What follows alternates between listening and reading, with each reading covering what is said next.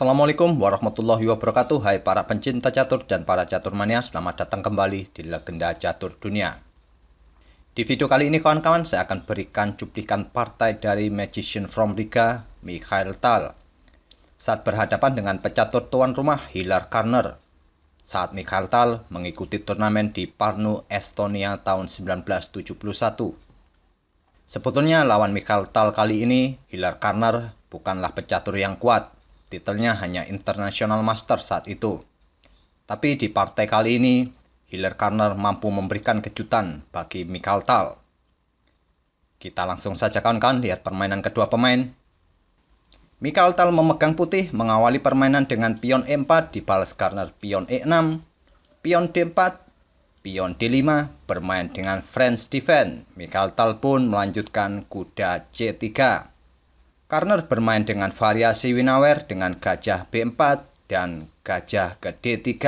Lanjut Mikhail Tal mengembangkan perwiranya untuk melindungi pion pusat E4. Carner memutuskan pion D pukul pion E4, dipukul balik dengan gajah, dan Carner melanjutkan pengembangan kuda F6, sekaligus untuk mengancam gajah E4. Mikhail Tal tidak melangkahkan gajah petak terangnya, terus melanjutkan pengembangan gajah petak gelapnya untuk mengepin kuda. Hillar Carner membalasnya dengan pion C5, ingin menantang pion pusat putih D4. Tantangan tidak diterima, dibalas Mikhail Tal dengan pion A3, mengancam gajah. Gajah pukul kuda skak, dan Mikhail Tal pukul balik dengan pion.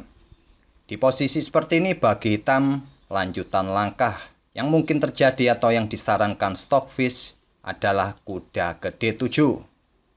Akan tetapi di posisi seperti ini kawan-kawan, Hillar Carner menemukan langkah yang cukup cantik, langkah yang cukup agresif, menempatkan menterinya ke A5 untuk mengincar pion C3, sekaligus memberikan ancaman bagi gajah E4. Tentu sulit bagi putih untuk mempertahankan pion yang ada di C3 ini.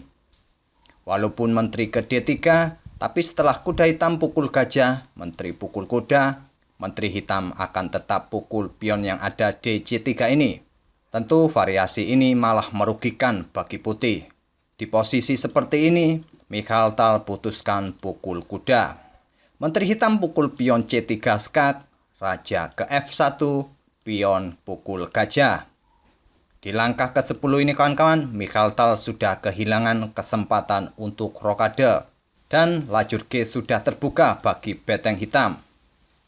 Di sini Mikhail Tal melanjutkan kuda ke E2 mengancam menteri, menteri ke C4, gajah ke D3 kembali mengancam menteri hitam, menteri ke D5, Mikhail Tal terus mengejar menteri hitam, menteri ke H5, lanjut Carner.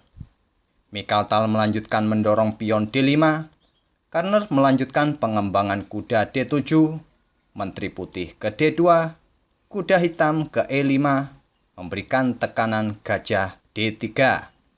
Mikhail Tal menggeser betengnya ke E1, menteri hitam ke A4, memberikan tekanan pion C4. Di sini Mikhail Tal tidak membackup pionnya yang ada di C4. Dia melangkahkan kuda ke C3, membiarkan hitam pukul pion C4. Mungkin dalam posisi seperti ini, patut dipertimbangkan bagi putih melangkahkan kudanya ke F4, menutup jalan bagi menteri hitam. Akan tetapi, Mikhail Tal lebih memilih melangkahkan kudanya ke C3. Carner memutuskan menggeser menterinya ke D4, tidak memukul pion C4, melainkan memberi tekanan gajah D3. Di sini kawan-kawan, Mikhail Tal kembali tidak membackup gajahnya yang ada di D3. Mungkin langkah beteng ke D1 merupakan langkah terbaik di posisi seperti ini. Akan tetapi, Mikhail Tal mengorbankan pertukaran beteng pukul kuda. Carner pukul beteng dengan menteri, pion F4, lanjut Mikhail Tal mengancam menteri hitam. Menteri bergeser ke D4, pion G4, lanjut Mikhail Tal, gajah ke D7, mempersiapkan rajanya untuk rokade panjang. Mikhail Tal melanjutkan raja ke G2, pion F5 lanjut Carner, beteng ke B1, mengincar pion B7. Simpel bagi Karner mendorong pionnya ke B6. Mikhail Tal memutuskan langkah berikutnya, pion G pukul pion F5. Di sini Karner tidak terburu-buru untuk pukul balik pion putih, lebih memilih menyelamatkan rajanya untuk rokade panjang. Coba kita berhenti sejenak kawan-kawan, kita sudah sampai di langkah ke-23.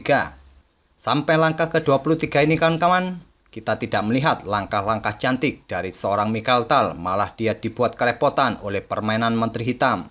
Mungkin kawan-kawan mengira ini bukanlah permainan dari Mikhail Tal, tapi ini adalah betul-betul game dari Mikhail Tal saat berhadapan dengan Hilary Karner. Oke, kita lanjut langkah berikutnya oleh Mikhail Tal. Melanjutkan dengan kuda ke E2. Karner melanjutkan beteng ke G8 skak, raja ke F1, Menteri Hitam ke G7, bersiap ke peta G2 di langkah berikutnya. Namun dihadang gajah putih di E4. Karner pukul pion F5 mengancam gajah, gajah mundur ke F3, Menteri Hitam ke H6 mengincar pion H2. Di langkah berikutnya ini kawan-kawan, lagi-lagi Mikhail Tal membuat langkah yang sangat buruk, tidak mempertahankan pion H2-nya, melainkan memainkan pion A4. Langkah yang kurang jelas alasannya bagi Mikhail Tal melangkahkan pion A4 ini. Patut dipertimbangkan oleh putih di posisi seperti ini melindungi pionnya dengan kuda ke G3, membuka jalan bagi menteri membackup pion H2-nya. Akan tetapi lagi-lagi Mikhail Tal membuat langkah yang kurang akurat dengan pion A4.